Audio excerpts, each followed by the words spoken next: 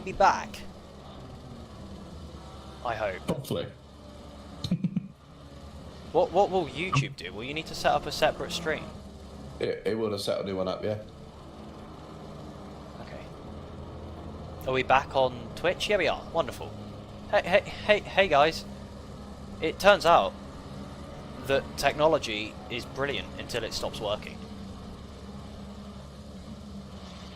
Yeah, it's working. So anyways, back to the GT3 cars.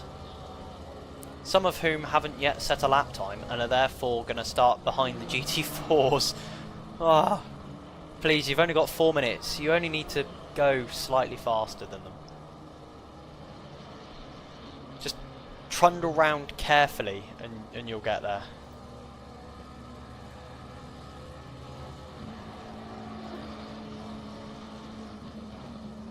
I should probably welcome Ollie because nobody's been able to hear it the past almost hour now. Yeah, hey guys, I'm here now. And all of a sudden, it seems like I've had a second voice in my head 45 minutes straight.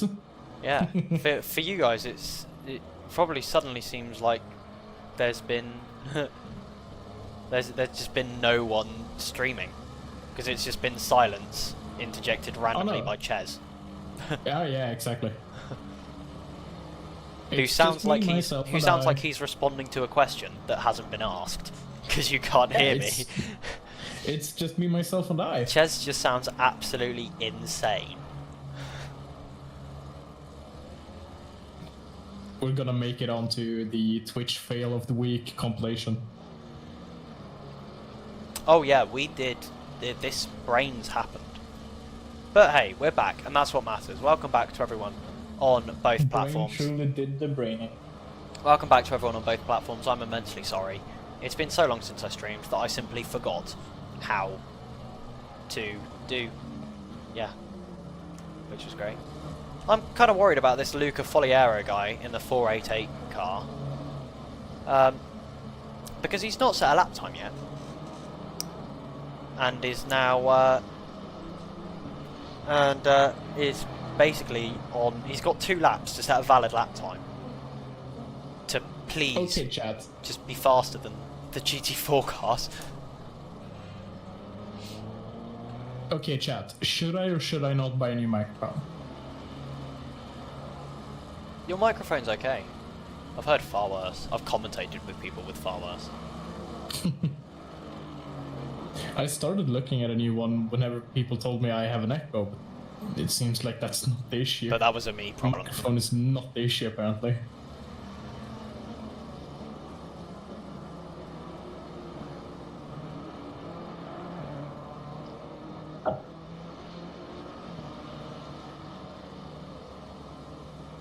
So yeah, I'm a competent streamer man who knows how to do technology. Thank you for coming to my TED Talk.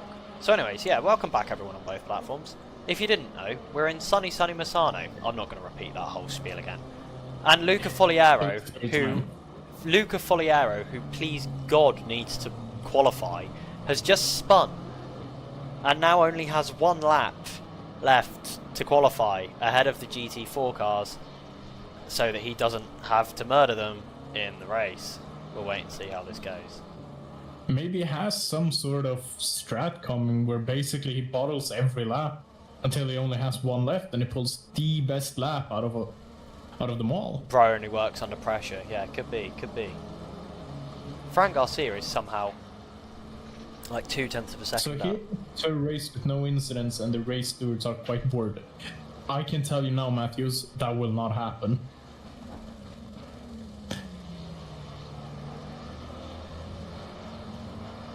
I've spent time in this steward's room. They are never bored. Well, last week in the steward's room at Brands Hatch, we were anything but bored. We arguably had too much work for the amount of us that were there. It was ridiculous. Stories. So the first week they had no more than 4 reports the whole time. And then last week we had like 50. Literally, nice. we averaged more than 1 contact form spawned per minute. for the whole thing. Right, come on, Luca Foliero. Please, survive. Just make it. It doesn't matter if it's fast. Just start ahead of the GT4s, please.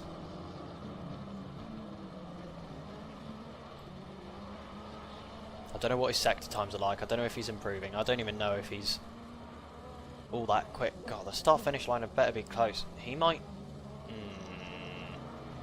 He might not start ahead of the... Oh no, he will. He'll be okay.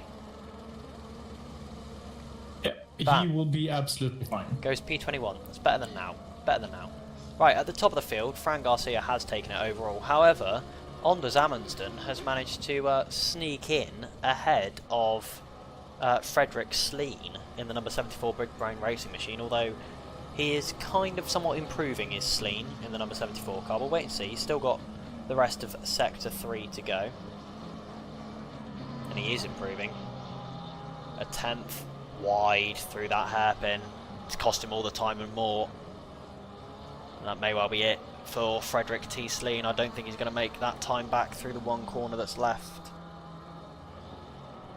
The stewards have the amazing power of adding about 10,000 rows to a spreadsheet if they so feel like it. That's what I had to do last week. He's braking there.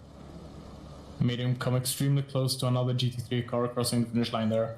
But they both made it out fine. Yeah, everyone lived. I think once I accidentally added 30,000 rows to the spreadsheet. That's quite impressive. So, ladies and It gentlemen, was lagging quite badly. let's have a little look through our qualifying table, shall we? At the top of the field is Fran Garcia in the number 223 McLaren. Then the rest of the field is McLaren's, basically. Amundsen is second in the number 72 McLaren. Frederick T. Sleen is third in the number 74 McLaren. Samuel Brackstad is fifth in the number 75 McLaren. Fourth in the number 75 McLaren. Fifth, a BMW, Ido Kopse. Ido, wow. That's a Lithuanian. Congratulations.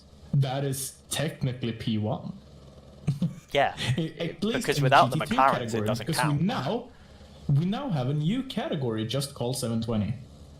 Luca Murray is sixth in the number 21 McLaren. That's right, back to the status quo here. Elias Fernando is seventh in the number 23 McLaren. Dries Verhulst is eighth in the number 4 McLaren. Then there's another BMW of Davide Mandalesi. Then we've got Uros Simcik in the number 221 Ferrari, followed by Stephen Fays in the number 28 Ferrari. Then we've got Oscar Miazza in the number 25 Porsche, followed by Dexter Cray in the number 1 Ferrari. Then we've got Bruno Battaglin in the third of 3 BMWs in the field, the number 403, he's in 14th, followed by Kinloch van der Spy, in the number 2 Porsche. Then we've got Alex van den Broek in the number 226 Lamborghini, followed by Brian Ritz in the number 6 Ferrari. Then we've got Eri Fastel, one of our very own, in the number 17 Aston Martin, followed by Harry Howard in the number 24 Aston Martin. Then we've got Cisco Shaper in the number 720 McLaren. Then we've got Luca Foliero, who managed to get a lap done in the number 488 Ferrari. I believe that's in the 488 Ferrari as well. It is. Indeed. Then we've got Wolfgang Kuhn in the 555 McLaren in P22, and Hans Gruber in the number 115 BMW. Oh, we got 4. Okay, that's news to me. In P23. Then we move into the GT4 field, for which we have 9 cars. Callum Jones managed to take pole just ahead of Lucas Hanak in the Ginetta and the Porsche respectively. Then then one of only 2 Alpines in the field today, Gaz Gasolina, is P3, followed by Graham Potter in the AMG GT4. Then we've got the 2 McLaren 750s of Eric Berg in the number 7 and Lucas Lichten in the 777 car there. Then we've got the pair of the Audis, the number 527 and the number 202 of Wunder and Salmas respectively. Then we've got Billy Stewart in the number 355 Ginetta, the 2 Ginettas in the field spread quite significantly there. And rounding out at the back of the pack is Andreas Moberg, who I believe has only just joined us, because I don't believe he was there to set a lap in qualifying, because Billy Stewart was last. I do not think he has set a lap time in qualifying this entire season so far. Yeah, so he's new. 1, 2, 3, 4, 5, 6, 7, 8, 9, 10. Yeah, because we've got 10 GT4 cars now. Wonderful, here we go. So the formation lap is about to get underway. We do a full formation lap here at Toga Motorsport, so it might take a little while for them to get around the track, but that is part of the realism that we strive to achieve here. Obviously, they generally do a full formation lap at every track, no matter what. So yeah.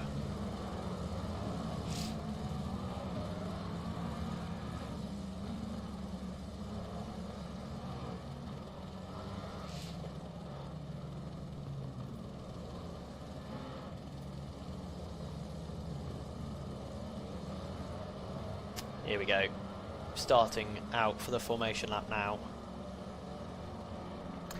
It is going to be a long one, because it's not exactly a quick lap as it is. Could be worse, could be Spa.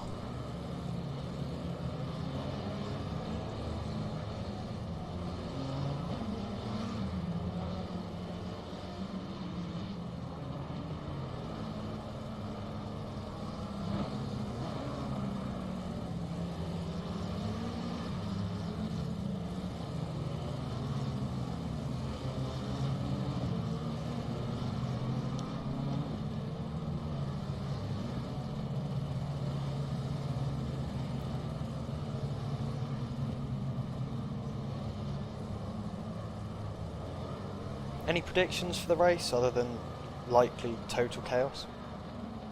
Oh god. I can almost quite certainly predict my top 3 GT4 cars today.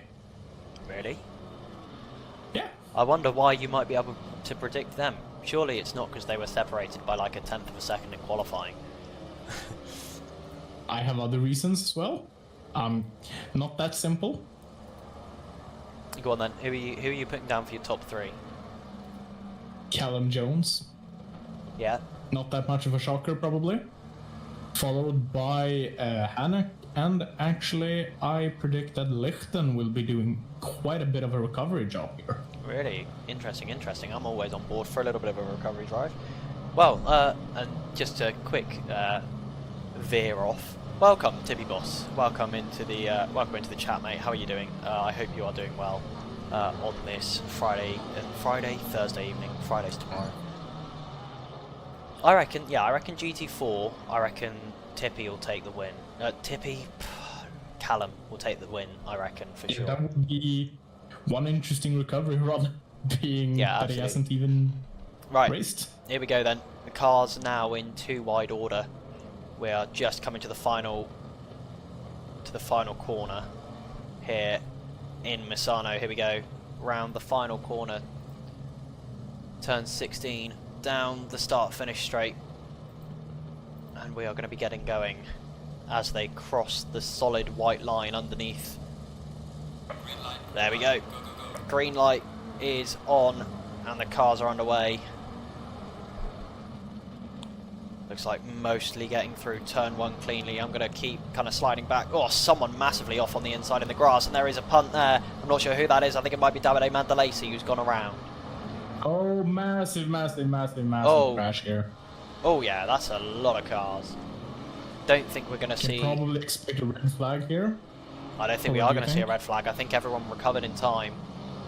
I think we will stay green flag for now, but if I was Callum Jones right now, I would be rather scared, because there's a few GT3s behind him right now who are going to want to be getting past in relatively quick fashion. This all being said, I think that my PC has frozen. Oh, that's not ideal. Are you going to have to do a quick restart? I'm afraid to touch anything, but as long as you can still hear me, I'm currently watching a freeze frame of Lucas Hannock. Oh god. Some GT3 lunges coming there as they try to get back past these GT4s that they found themselves behind. There was a very LMP1 send from Luca Foliero there. Definitely we will like seeing. Oh god, that's an even bigger LMP1 send from Hans Gruber. in the 115 BMW. What is happening here? Someone's had a spin. Lamborghini's had a spin. It's Alex Vandenbroek. What's happened there? Let's do a quick replay, see what's happened here. Coming down the back straight, everything looks to be fine. He's got an Aston Martin behind him. I'm not sure if that's of Airy Fasttail. No, it's not. It's not the right livery for it to be Airy, I believe. Let's have a look. Has he just unsettled the car himself? He has. He's got unsettled very early on in the corner. There is a tap from the Aston Martin behind. Alex, yeah, Vandenbroek goes around. That's unfortunate for him. That's lost him a lot of positions. He's dropped back into the into that GT4 field, and he's going to have to make his way past as well. We've also lost Cisco. Shaper has had an issue. What's happened there? Oh, he's just gone off at turn 1 on his own. Waited to rejoin very sensibly. Very nicely done. Trying to get past Gruber here. I do think that car 115 Hans Gruber is a reference to Die Hard. Possibly. Oh, and we got a drive-through for Shaper. For, I guess, cutting turn 1. Did he get all of his track limit warnings there? Has a drive-through already, only 3 minutes into the race. Of course, ladies and gentlemen, don't forget that we do have a mandatory pit stop in this race for fuel and for tyres. The pit window for that opens after 12.5 minutes and closes with 12.5 minutes of the race left to run. So with 4 minutes gone... gone... to see if we get to see any special and fun pit stop variations here. I don't know, I think the tyre... Oh, and a GT4 has just hit Davide Mandalesi, I believe that is, has just gone round. Yeah, that was the GT4 of Graham Potter, got into him under braking. The Mercedes, who... Was it? Mandalesi haven't had that... No, it wasn't Potter, actually, that's a lie, it was Gaz Gasolina. It was Gaz Gasolina, who currently is P2 in the GT4 cars, and Luca Foliero is having issues as well. What's happening with Luca Foliero? He's somewhere... Oh, he's gone round at turn 1 and he's just having to wait. So many cars coming thick and fast. He's going to be able to rejoin now, but he's going to be last on track, apart from the car serving the drive-through. And Harry Howard, who's already a lap down on the leaders. Not ideal for the Aston Martin. Finally getting through a big train of GT4 cars, I think 4 or 5 of them. Yeah, there's only just more. Survive the race now. There's only more coming, unfortunately, as there always is. Elias Fernando making a move past Mari, I believe that is, or is Mari trying to get past Fernando? I think it was the other way round. No, Mari started in 6th, didn't he? Yeah. So that is Elias Fernando getting past Mari there. Very respectable rejoin. Yeah, it was absolutely. Yeah, waiting off to the side for so long. Cost himself a lot of positions, but it is very respectful when we see people doing stuff like that in the races. And Sleen and Brackstad having a bit of a fight as well. Both of these guys drive for Big Brain Racing, so they're going to have to watch out that they don't get into each other too much. I'm sure the guys at the top of Big Brain Racing wouldn't be too happy if they took each other out. And Luca Foliero's had another issue. Off into the gravel in sector 3. Car 2, 3 and 4 are all Big Brain Racing drivers. Yeah, Amundsen as well. Yeah, Honda's Amundsen is a big brain racer as well. These guys have all of these guys at Big Brain Racing have very, very good pace. I expect that when we run our bigger endurance league later on in the year, that they will be somewhere near the top of that. It wouldn't surprise me at all. Though it looks like this time, as there's been an issue for Oscar Miazza, he's gone off. Has there been contact maybe here? Yeah, there has. What's happened to him? Why is he's just not moving? Has he not changed his fuel?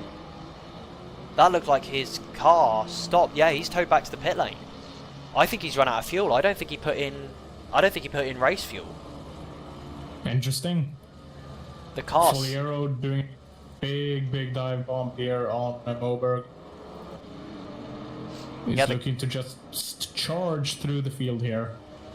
The car just stopped on the exit of turn 7. Just wouldn't move. And I think that's what happened. Yeah, I don't think he put in the race fuel. I think he had quali fuel.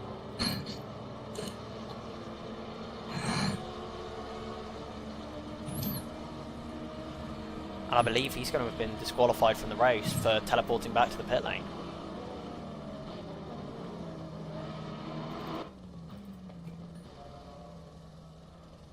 Cisco Shaper having issues as well.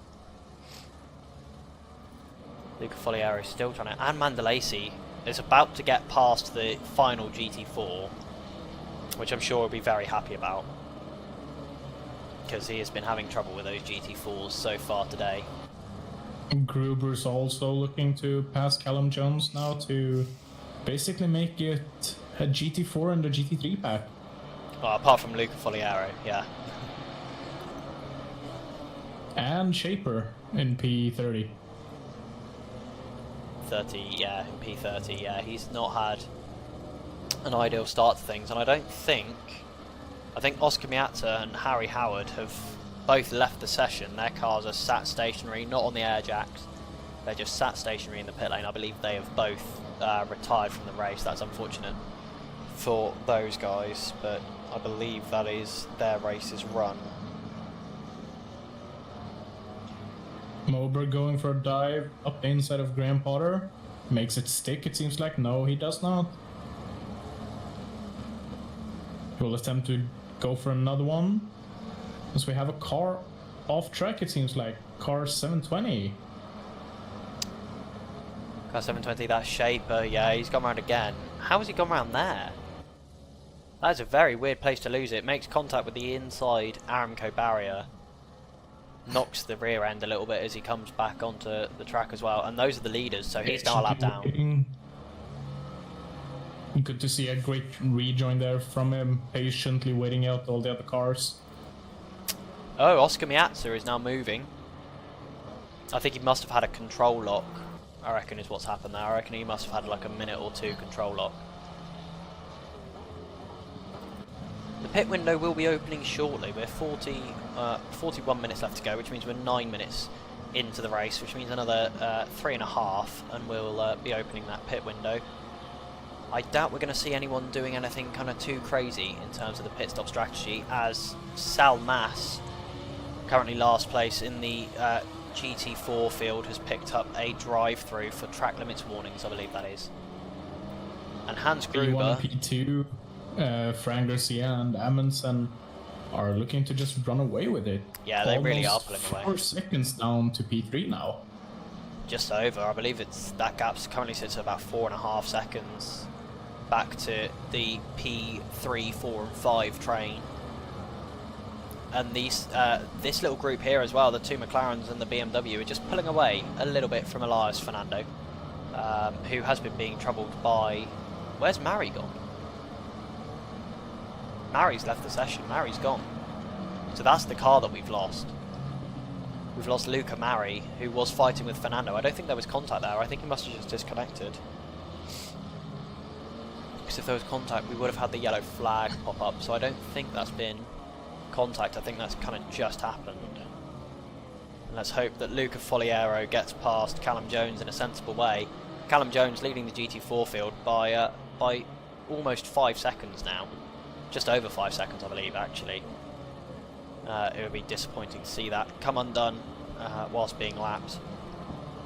Yeah, beautifully done, wonderful. And Callum Jones now can just focus on lapping rather than having to worry about any possible GT3 messing around with with trying to lap him as well.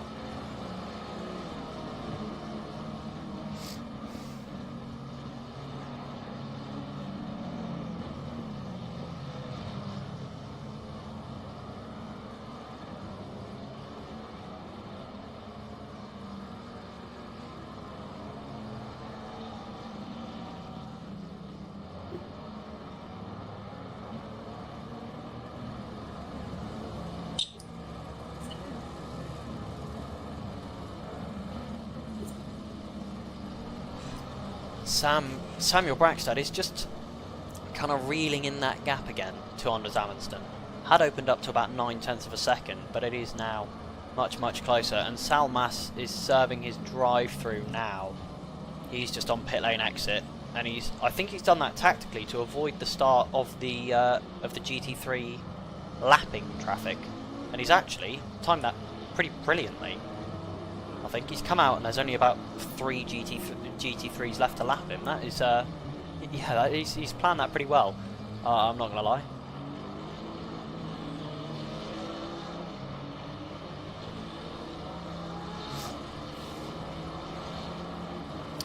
And Elias Fernando's lost some positions. What's happened there? Has he had a moment? Has there been maybe contact? No, he's missed his braking zone massively into turn 7. Off into the gravel. 2 cars have overtaken him. The 2 cars he was ahead of, Simchik and Verhulst, have both gone past him. That is not ideal at all.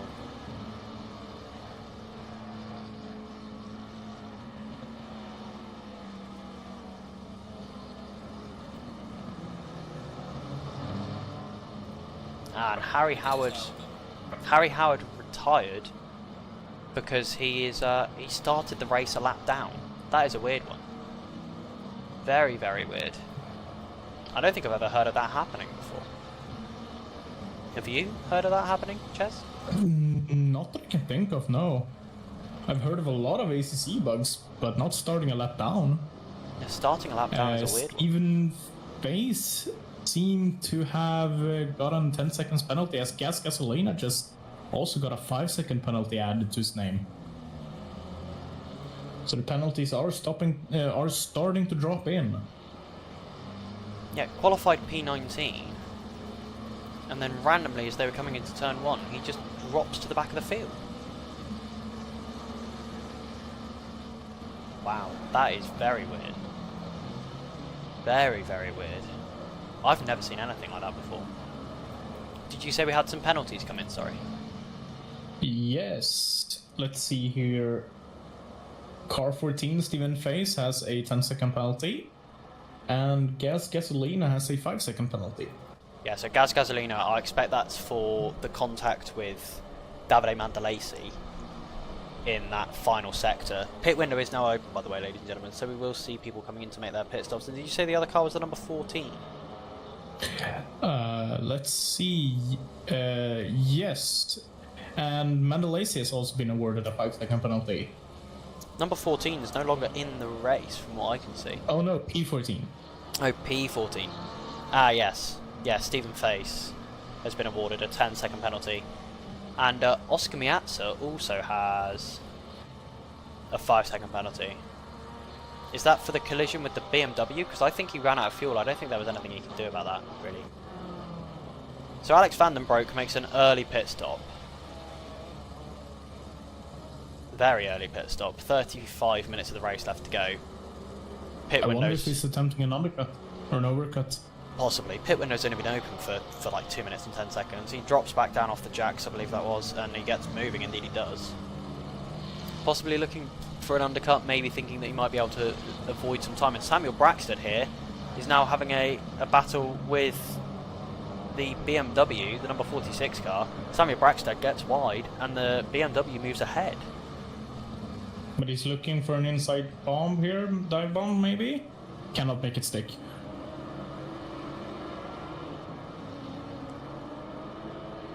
Flashing the BMW ahead. He's not happy about something.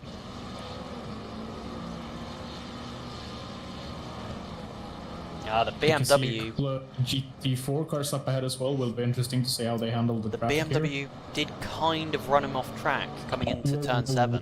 Whoa. Moberg almost takes out Braxton. At least from my point of view, it looked like.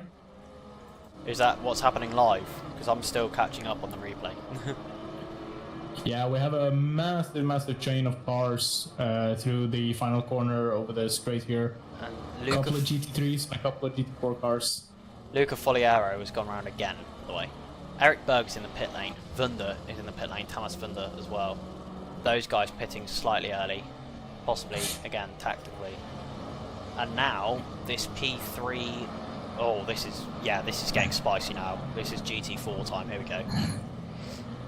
This is where time can be lost and found very, very quickly, is in the GT4 traffic, dealing with it efficiently, but also safely.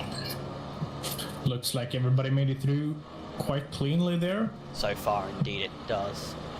As Bruno Battaglin and Dexter Cray seems to be trying to catch up to the chain of around 3 GT4 cars. Yeah, there is quite a queue of the GT4 cars there. And, well, I must say, Callum Jones is kind of just clearing off. Leads by 7.2 seconds at the moment in that GT4 class. That is very impressive. And, as you said, Lucas Yes, Licton. the leader, Frank P3? Garcia, did just overtake Callum Jones, so both the leaders of both the leader on classes leader. there. Absolutely. Fran Garcia having a very, very different race to last time out at Brands Hatch. I'm sure he's going to be very thankful for that. As Fran. Amundsen is making his way around Callum Jones as well. Yeah, that'll be easily sealed into turn 1, indeed it is.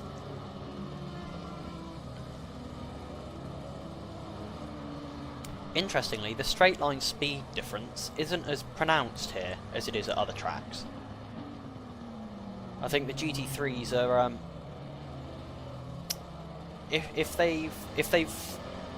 if they're like right behind a GT4 coming out of a corner, they get it on acceleration more than anything. But like we saw there, Amundsen was a few car lengths behind. Callum out of the final corner, and only just got to him before turn 1. So I think that shows that the top speed differential isn't as large at this track as it has been at others.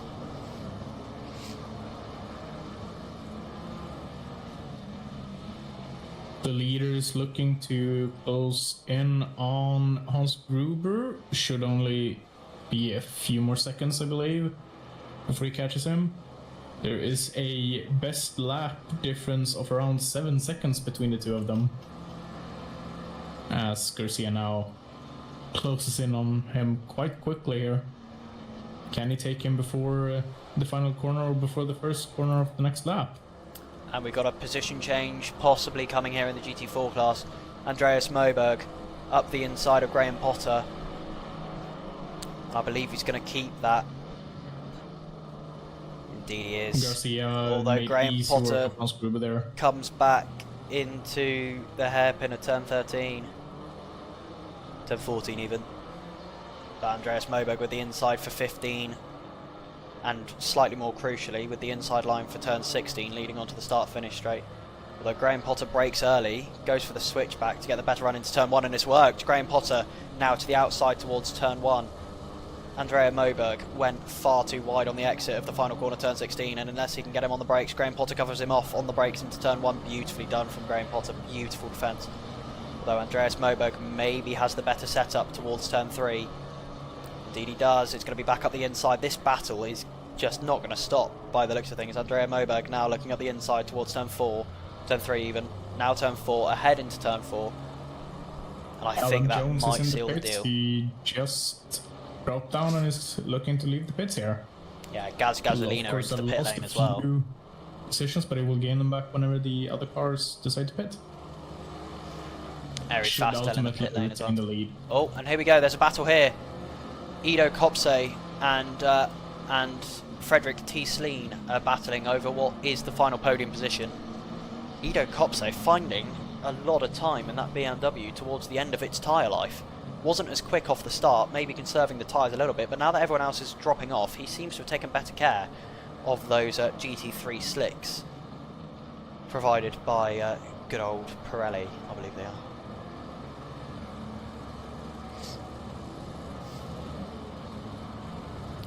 That is interesting to see. Ido Kopse definitely faster at the moment than the cars around him. Last lap time half a second faster than Frederick T. Sleen.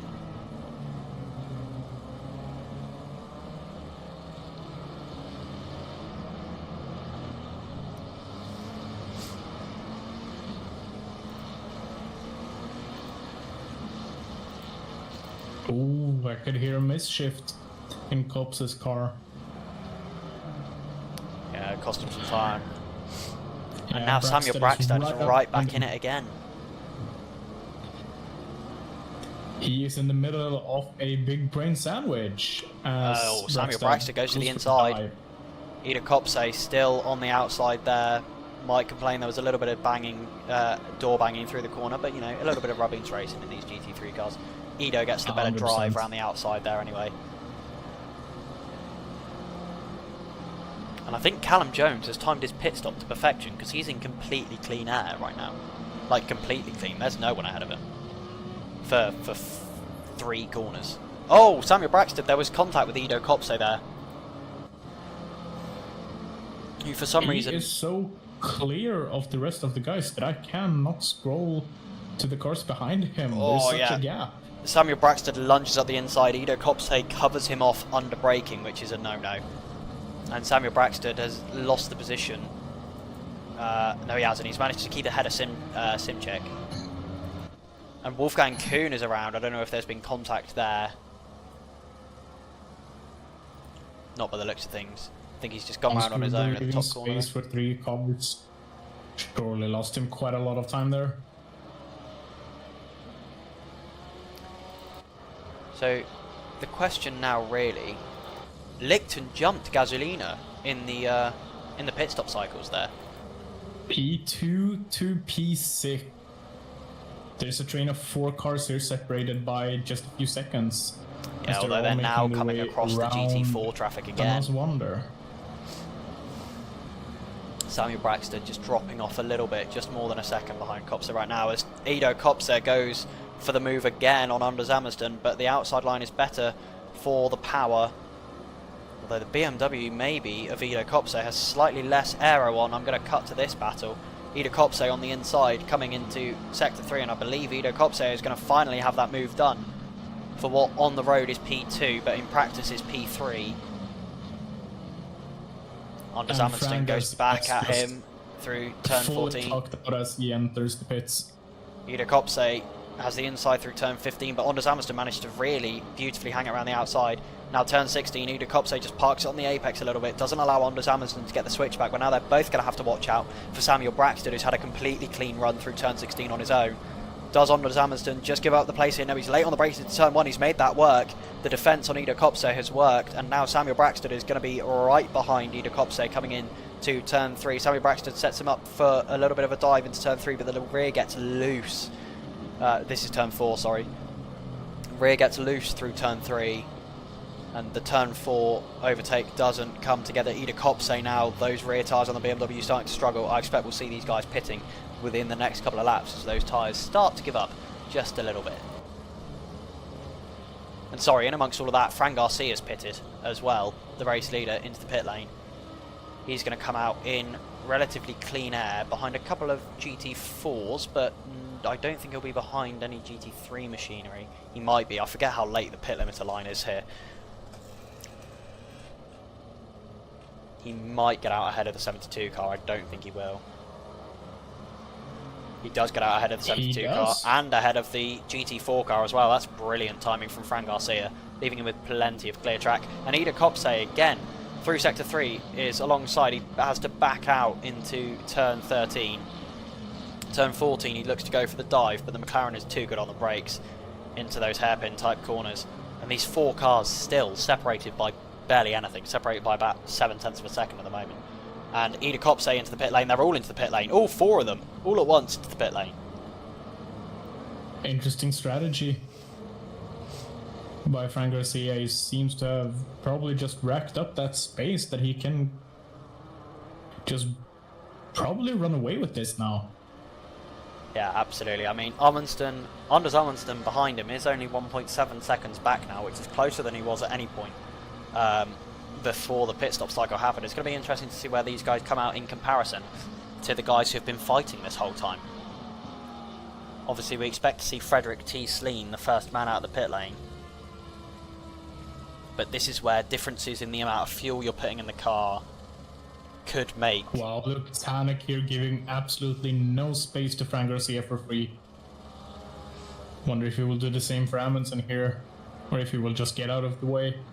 Yeah, he does. Interesting. There we go. Those guys are now released from the pit lane. And Ido Kopse has jumped all of them. Ido Kopse has jumped everyone in the pit lane. In fact, Frederick T. Sleen has ended up behind Bruno Battiglin in the pit lane. Interesting. what's happened? That's been a nightmare for Frederick T. Sleen. Maybe he just didn't hit the pit stop correctly. Maybe had to reposition, and that's going to spread these guys out massively now. Slightly disappointing. And Elias Fernando's now into this battle, and Verhulst into this battle as well. All injected into this battle. This is now going to turn into a 6-way battle for what's going to be the final podium position. Well, this is about to be epic for the last 23 minutes of this race. This is about to be absolutely crazy.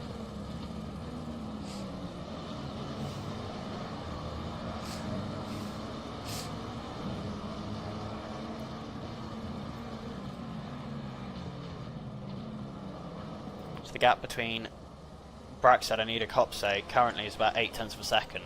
Elias Fernando is a second back from them. Simchik is a second back from them. He's got Verhulst just 0.1 back from his rear bumper. Then following them is Bruno Battiglin 3 seconds back, with Frederick T. Sleen right on his tail as well. Dexter Craig comes into the pit lane. Past Graham Potter here. Should be given plenty of space. Indeed. And Lucas Hanak is into the pit lane. He's the last GT4, apart from Billy Stewart, that needs to pit, I believe. Billy Stewart is the last car on track who needs to pit, apart from Kildok Van der Spy. Billy Stewart maybe comes in this time. No, he doesn't. And Licton now is looking to get past Eric Berg, and we've got a problem here. It's Alex Vandenbroek. I don't know if he's been hit by one of the cars in that competitive pack. He's a lap down.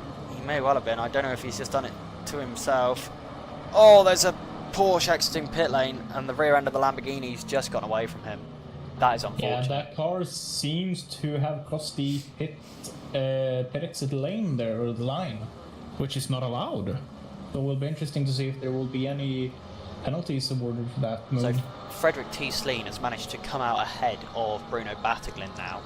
So he's now going to be chasing onto the back of Simchik, who is still trying to get past Dries Verhulst, who isn't managing to make any inroads on Elias Fernando. However, Samuel Braxtad is only 0.3 of a second behind Ida Kopse. It's going to be interesting to see how this one pans out as Kinloch Van der Spy is now into the pit lane. So that means, yeah, Amundsen P2 with Ida Kopse is going to be P3 when he comes around this corner. And Billy Stewart's still not coming to the pit lane. He is now the last car on track that needs to pit. Amundsen is looking to probably catch Garcia to make it 3 wins in a row here. Wonder if he has the time in that car to make it.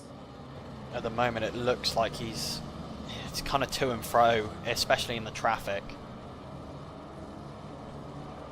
Obviously the disadvantage being that they're driving the exact same car, because sometimes there are certain cars that are much better on fresher tyres than they are old tyres. Some cars that are better on older tyres than they are compared to other cars on older tyres. But has a drive-through to serve.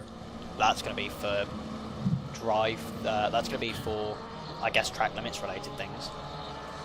Most likely. Drive-through to serve for him, yeah, that's going to be annoying. And now, Elias Fernando is catching. He is on the back now of this little pack racing for P3. It's Ida Kopse, Samuel Braxton, and Elias Fernando covered by, at the moment, by about 0.8 of a second. With just 20 minutes to go, less than that now, 19 minutes to go in fact.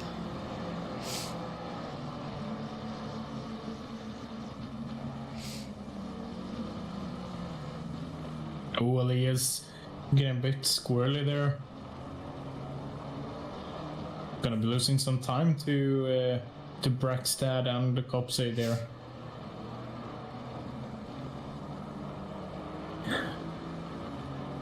Elias, a young Norwegian guy racing under Spanish flag, interestingly enough.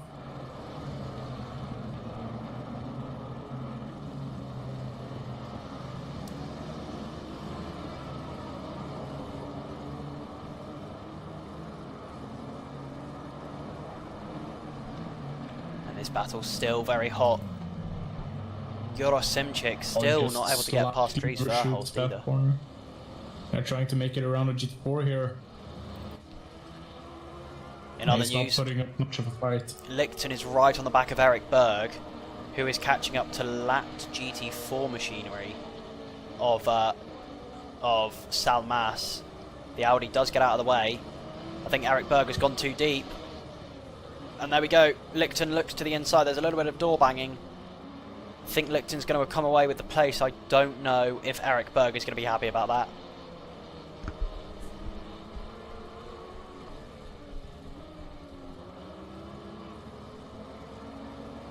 I don't know if he's going to be happy about that. Billy Stewart still yet to pit. I hope he knows that there's a mandatory pit window. Because otherwise he's going to get disqualified in about 5 minutes' time.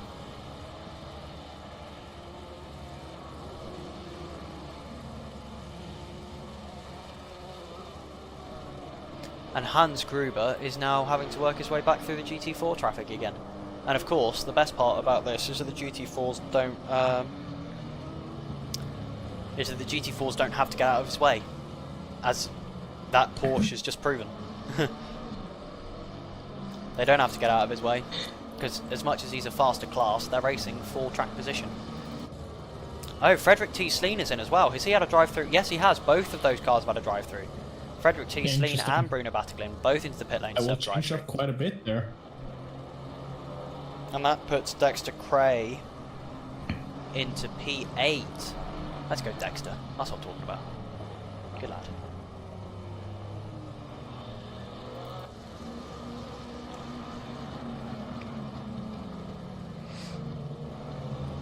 The gap is 1.1 at the front. Here we go. It's about to get spicy. Anders Amundsen really needs to get past these GT4 cars now. He goes to the outside. It's a risky place to do it, but he needs to get them done if he wants to have a hope. Oh no, that's going to go wrong. Oh, the GT4 car just leaves Anders Amundsen space, but he gets massively sideways on the inside of the AstroTurf there, and that's lost him a second to Fran Garcia in front. That's going to be really frustrating for him.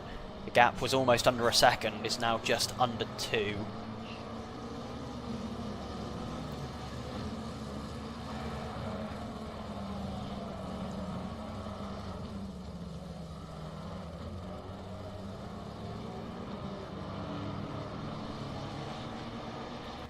Samuel Braxton, 0.3 of a second now behind Ida Kopser. Still not enough going on, and someone I think has just left the session. Oh no, Bruno Battiglin has randomly jumped back ahead of all of these guys after serving his... Ah, that's just ACC being funny. Lucas Hanak has got a drive-through, and Billy Stewart is in for his pit stop. So that means that... yeah, Callum Jones leads with Lichten in second, 18 seconds back from the class leader. That's crazy for 20. Callum Jones. Just ridiculous. Just relentlessly faster than anyone else. Callum is just running away with this. Will be hard to stop him.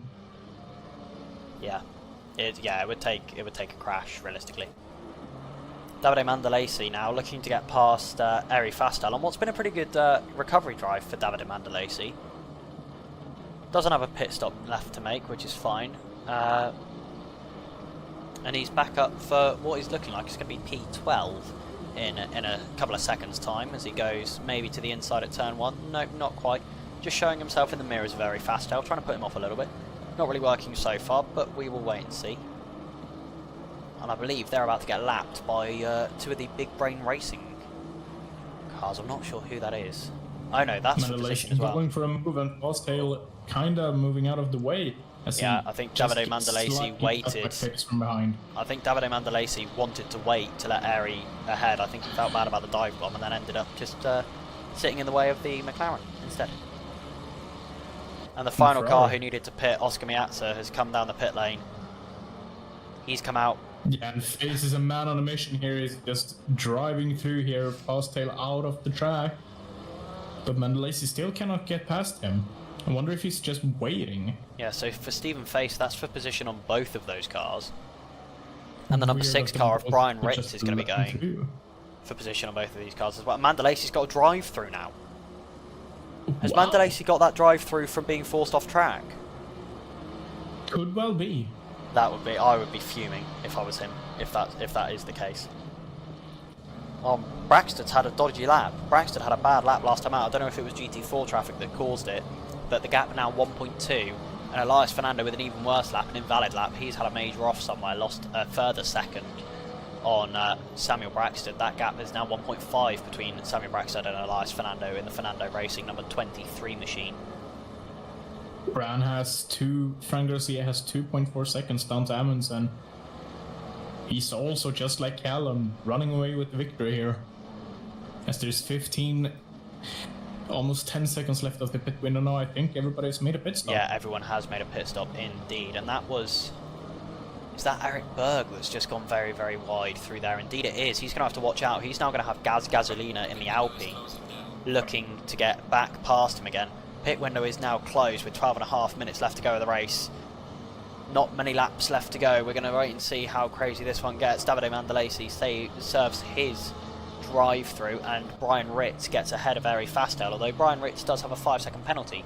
So whether he will stay ahead, we will wait and see. If Ari Fastel manages to keep in that range, then he will win the position back when the checkered flag flies. Samuel Braxton again not really making any inroads last time out. He made just over a tenth of a second back into Ida Copse's lead. And I think the battle for the lead is over as well. With Anders Amundsen having 2 invalid laps back to back, it's not coming together for him at the moment, and the gap has grown to 4 seconds after being almost less than 1 about 10 minutes ago. Disappointing for Anders Amundsen to see the 3rd win on the trot slip out of his hands, but unfortunately sometimes there is nothing you can do about it. Dries Verhulst now looking for an overall P5, closing in on Elias Fernando just a little bit. A couple of tenths last lap, a couple of tenths the lap before.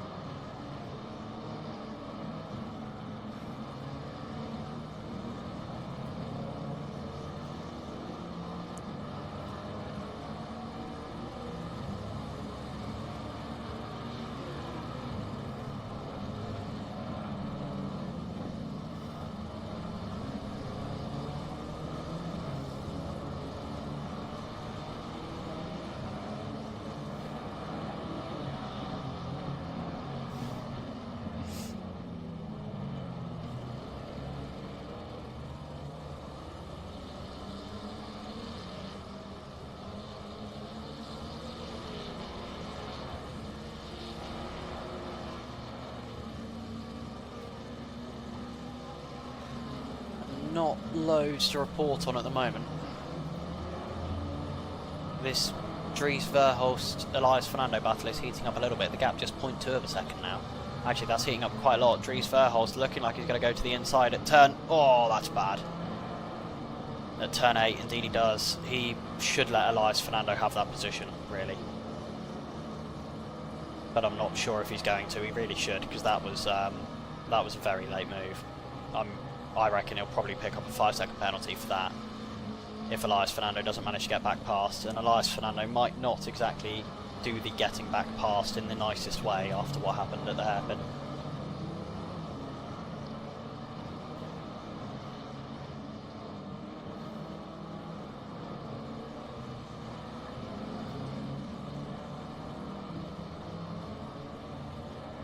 No, looks like that's going to stay how it is, as Oscar Miazza manages to get himself back out of the GT4s for the final time. Hans Gruber, I don't think is going to have any such luck. He's got about 30 seconds to make on the GT4s in the 4-5 remaining laps, so I'm not confident that that's going to happen. Samuel Braxton is back within a second of Ida Copse.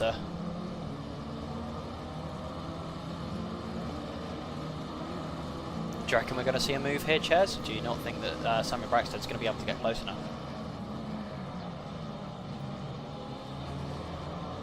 Ches? Oh, Ches has muted himself, okay. Yeah, give me a second, I'll be back soon. Yeah, no worries. So Samuel Braxton looking to make a move on Ida Copser, who's now getting past the GT4 class leader of Callum Jones. Yet again dominating around here. Dries Verhulst still with that 5-second penalty. That has just come up, so I believe he has been given a 5-second penalty for that contact with Elias Fernando, which is good. Unless that was already there, at which point I'm expecting he might get another 5-second penalty on top of that.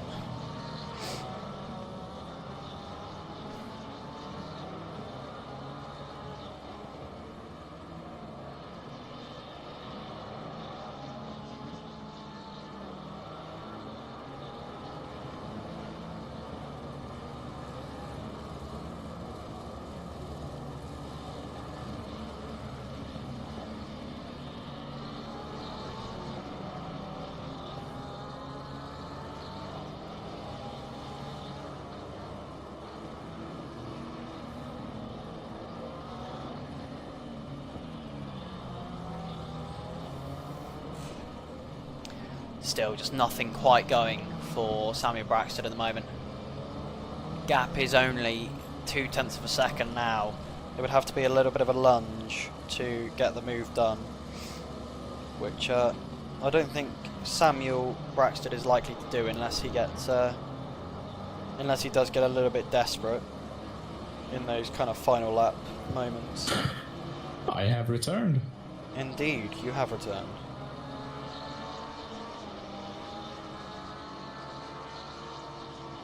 How are you finding things, Ches? Do you reckon Samuel Braxton's going to be able to make a move here?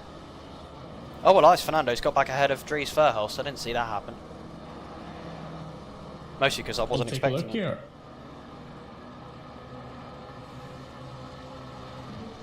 If I can find Braxton. Samuel Braxton's P4, mate. Number 75 car. There we go.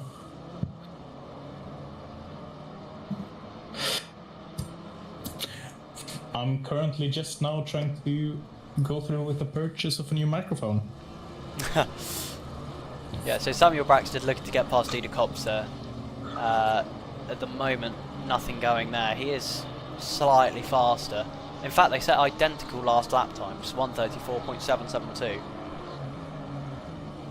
But nothing going at the moment. 0.3 of a second is the gap.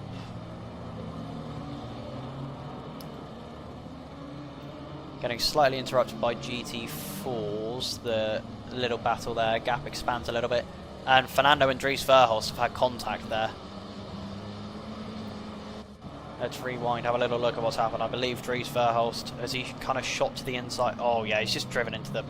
Oh no, actually, Elias Fernando has avoided Dries Verhulst after he just completely missed his braking zone. Fair enough. 5 minutes left of the race. Let's have a look at where Fran Garcia is on track. Coming around the final corner. Now, let's look at when he crosses the line. How much time is left when he crosses the line? I believe it's going to be 3 more laps. And I think that'll be it. Yeah, I believe it will. 3 more laps. Ladies and gentlemen, we are down to the final 3 laps. And Ida Copser still ahead of Samuel Braxton, who has a little bit of a knock with the GT4 car. Nothing too bad, I don't think. But we'll wait and see. I don't think there'll be penalties for that. I would hope there isn't. Samuel Braxton looking desperately to get past Ida Copser now. As Simchik is only 0.3 of a second behind Elias Fernando, and only 0.2 of a second behind him is Dries Verhulst.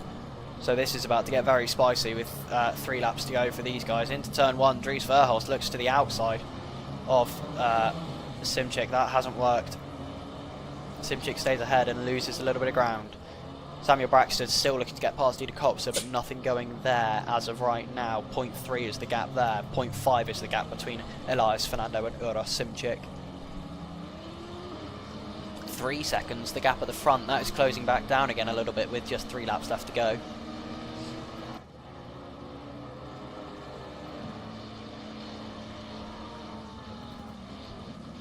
Getting towards the end of the race here. That's Fran Interesting to see Garcia. if we get any moves made. Yeah, I don't know if Braxton we'll is see still him. looking to get past Copser. Dries Verhulst and Uros Simchik really going for it right now. Oh, Joris Simchik has gone very deep. Is that going to give Dries Verhulst the run he needs? I don't think it will. I think Joris Simchik is going to be able to keep it ahead, but that means that Joris Simchik has now dropped 2 seconds back from Elias Fernando, which I think is going to pretty much seal that battle. That means Elias Fernando, I expect, will come home in P5. It's now going to be about who comes home in P6. Will it be Joris Simchik, or will it be Dries Verhulst? Dries Verhulst goes to the inside at turn 14. That's not worked. That's not worked for anyone so far today. Getting on that AstroTurf, you just get sideways. Also has a 5-second penalty to work with as well, so even if he gets past, he needs to make himself 5 seconds of a gap. Yeah, I doubt that's going to happen. In 3 minutes' time, that's gonna be hard. In what is 2 laps left of racing, I believe, Fran Garcia will get to the line. He would essentially need Simchik to crash out. Yeah, absolutely. And the way these guys are racing at the moment... Oh, that was close. The way these guys are racing at the moment, they're going to have to watch out that they're not losing too much time to Dexter Cray behind them. Because actually, Dries Verhulst could be looking at losing 2 positions if Dexter Cray manages to get close enough. And last time out, he gained 2 seconds on them. So they are going to have to watch out for that. Now, the question for me is, do you think Samuel Braxton's going to get desperate enough to try a lunge? He's dropped a bit of time there. Gap's gone from that kind of 0.3, 0.4 range to 0.7. I think Braxton's a bit too disciplined. Yeah, I'm with you there. I don't think... He will be sticking his nose in, but he'll also be the first to back out whenever things get too heated. Yeah, absolutely, I agree with you. I don't think he's the kind of guy to make those kind of moves with not long of the race left to run.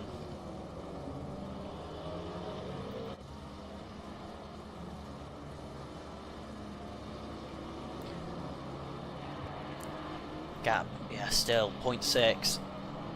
The gap at the front is 2.2 seconds. We're on to the final lap. Fran Garcia, I don't think... There might be another. Actually, there might be another. How far into the lap is he? Yeah, there's going to be another lap here. Fran Garcia is going to get to the line before the time hits 0. We're going to have another lap. I hope everyone has calculated for that and has enough fuel to do that extra lap if it comes their way. Always over fuel. I'd rather have 10 laps of fuel for an 8-lap race than run out. Yeah, absolutely. Especially when the pace of the overall leader is an unknown. Because you can't calculate for how many laps there are going to be if you don't know what the race pace of the leader is.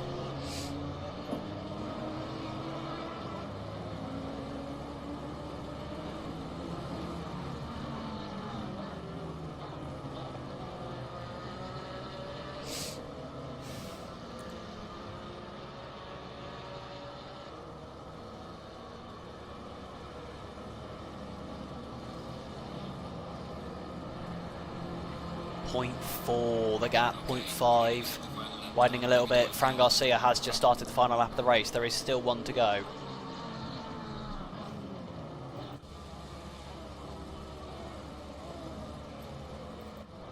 Eight tenths is the gap there. I think Braxton got a little bit close through turn 14, had to get out of the gas.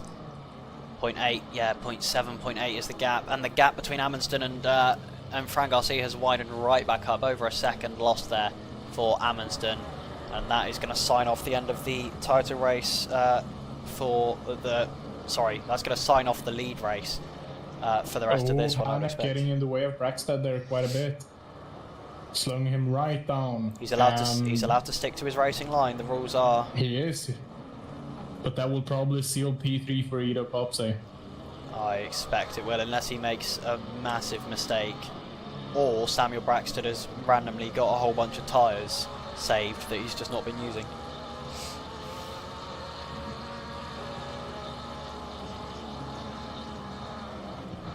Yeah, he might have an extra gear in that car, for all we know.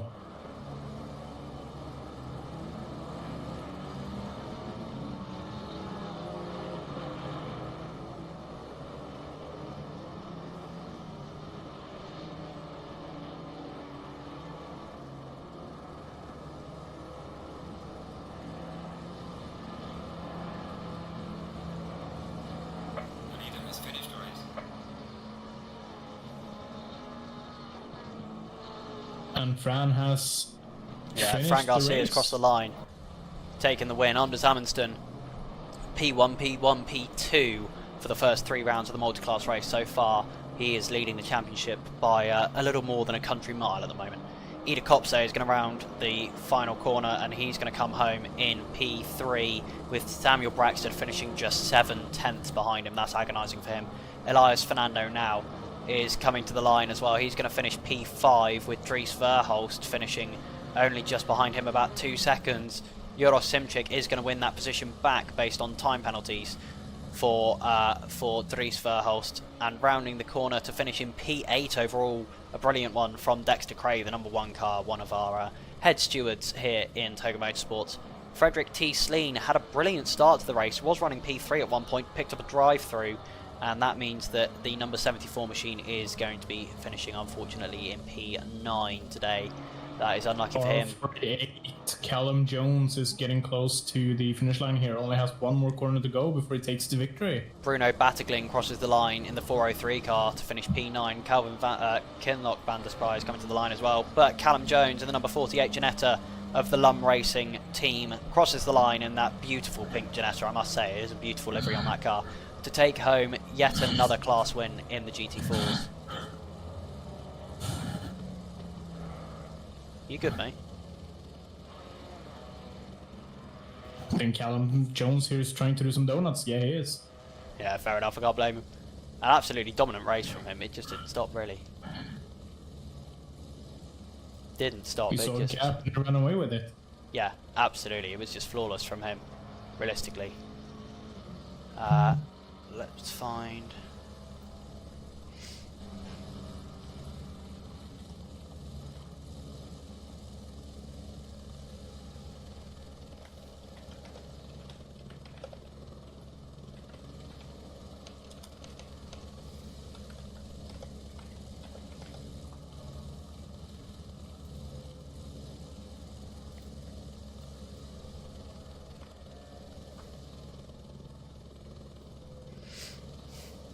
And we are going to see if we get anyone coming up to us for the post-race interviews. Oh god, I'm going to need to... Oh god. Oh, chat, why do I do this to myself? They can't hear you. Hold on, they can't hear you. Now they can hear you. I hope. I was temporarily yeah, they can hear you. mute for a second there, it seems like. But I haven't Yeah. ability to beat. Because I'm extremely good at doing what I do. Don't quote me on that, by the way. Because I'm extremely good at doing what I do. Unlike some other people that are extremely bad at doing what they do. Yeah. I'm not one of those guys. I do everything very well all the time. I sound like Trump. I need to shut up. Right, anyways. Especially things that you do. Anyways, we're going to move on, and we're going to talk to Mr. Elias Fernando from the Fernando Racing team, the number 23 McLaren, and he came home today to finish P4 in Misano. How was that for you, my friend?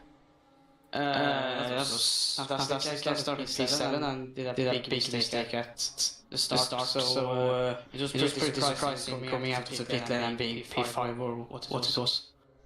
Yeah, absolutely, and a massive battle with Ida Kopse and with Frederick T. Sleen as well. At one point, 4 or 5 cars involved and very, very close together. I'm assuming you were relatively confident that the guys around you were going to be clean and not hit you, because you guys were proper nose to tail for a while through the middle of the race there. Yeah, it was. I've driven with this, many of them more. So a couple of times before, so many times. So yeah, I know that they're clean, all of them. So yeah, it's good racing. Yeah, absolutely. It looked like it was really good racing. Ches, do you have anything to say to him? Good driving. Thank you. That is probably all I have to say right now. You did well out there. Yeah, I think that pretty much sums it up. The late race battle with Dries Verhulst, there was a little bit of door banging there, from Dries to you and from you to Dries. Obviously, a little bit of rubbings racing, which we're not going to dissuade too much, as long as it's not a punt pass, as we call it. But yeah, that looked like some really, really high quality racing between the two of you, and I must say, brilliant avoidance from when Dries Verhulst completely missed his braking zone coming into turn 4. I definitely wouldn't have seen that and would have been T-boned, but you managed to avoid him very nicely to keep hold of that P4. Yeah, that was a close call. I thought it was going to hit me, but I just managed to see it in my mirror and turn away. So yeah, absolutely. Well, a massive congratulations from us. It was a really, really good race for you this week. And are you going to be here next week? I'm not sure where we are next week. Let's find out, shall we? I really need to start being prepared for these things. Why? This is more interesting. Let me quickly get onto SimGrid and find the championship so that I can tell you where we are next week. Hang on, chat. Just wait for me. Be patient, chat. Be patient. That is not a characteristic of YouTube or Twitch chat. I found it, chat. We're at the Nürburgring next week. How do you feel about the Nürburgring? Jesus, I need to slow down. Is it a track that you feel relatively strong at, or a track where maybe you feel that your pace might not be so good? Not so good. I like Misano much better. And Nürburgring is I like the track, but I'm just slow there, so I don't know why. But yeah, absolutely. Well, I wish you the best of luck for next week. At a track that maybe isn't your best, but yeah, a massive result for you here this week, and I hope that next week you can replicate similar pace, even if you're not so confident. Yeah. Well, thanks a lot for joining us, Elias. We'll speak to you next week, I'm sure. Have a good one, my friend. Thank you. And next, we're going to talk to a certain Mr. Callum Jones, who I hope is here. He's muted, but I'm sure he can hear me. Callum, how was that for you? Well, other than rather boring, because you just dominated the whole time. It was harder than it looked. I came into the race not very confident, having not done that much practice with a setup I wasn't happy with. And after qualifying, obviously, I quite close to this. I thought, alright, this is going to be a fun one. But I think Lucas in the Porsche got caught up on that one, probably because it was a big mess. I managed to sneak my way through, and the race pace was insane on that setup somehow. So yeah, very happy actually. Yeah, it was lap 1 was certainly interesting, especially obviously following that lap 1 incident. You had 5 or 6 GT3s trying to storm their way back through the GT4 pack so that they could catch back up to the GT3 pack, which is always, at least from my experience, relatively scary as a GT4 driver, even, because you know that the GT3s are going, it's for position, just go, just send it.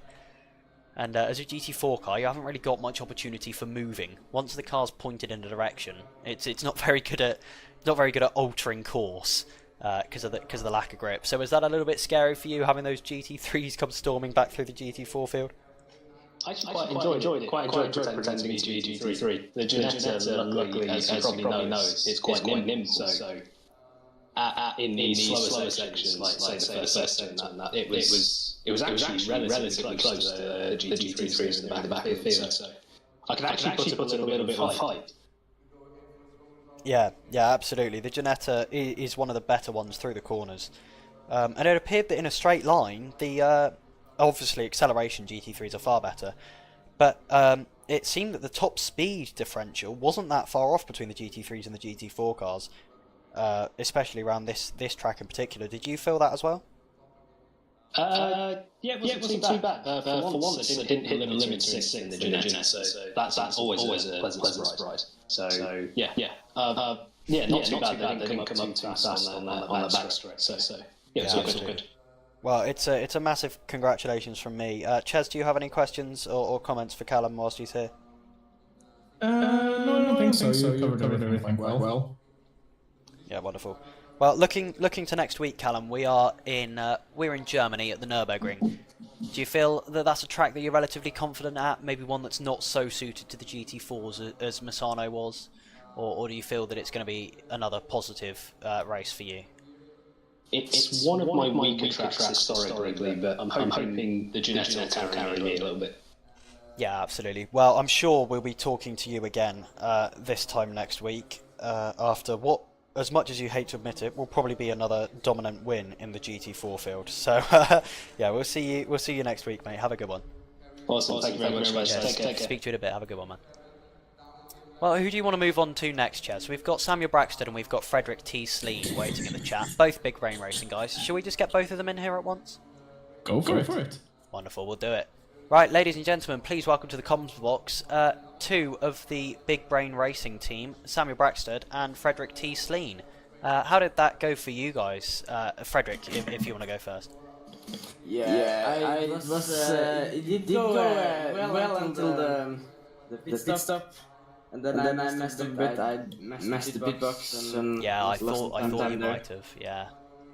And then it just went downhill. I couldn't focus on the race because when I got that drive through, that was all my focus. Then, yeah. Yeah, that is unfortunate. Those drive-throughs really can come back to bite you. Samuel, how was the race for you? Just missing out on the podium at the end in the fight against Ida Kopsa. Yeah, overall a positive race for you though.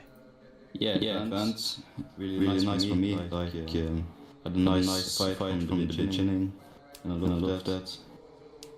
I mean, Kopsi, whatever his name is, was fighting really aggressive. Like, yeah, interesting defending. Yeah, absolutely. I did notice there were a couple of moments where he liked to run cars to the very limit of track limits on occasion, which was interesting. I'm sure that will be that was picked up by the stewards who will be looking at the driving standards. But overall, really positive races. At least in the first half for both of you. Then afterwards, obviously, unfortunately for Frederick, a little bit of a fall off.